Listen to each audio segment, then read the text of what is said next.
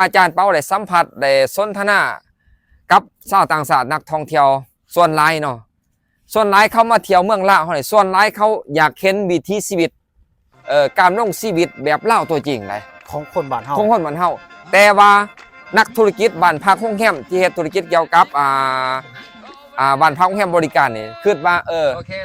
ฝรั่งนี่มาเที่ยวเมืองลาวอยากเห็นแต่น้ำตกตาดอยากเห็นแต่วัตถุโบราณวัดผู้อยากเห็นบ้านเคลื่อนมาสถานที่ ที่มัน ดูหลานั่นคือความคิดที่ว่าค่อนข้างจับถึกน้อยหนึงเนาะแต่ว่าที่จริงแล้วตามประสบการณ์ของอาจารย์เปานี่ที่ได้สัมผัสนี่คือหัวใจรักของนักท่องเที่ยวที่มาเที่ยวลาวที่เป็นชาวยุโรปเนาะส่วนหลายเขาอยากเห็นในสิ่งที่แปลกจากบ้านเขา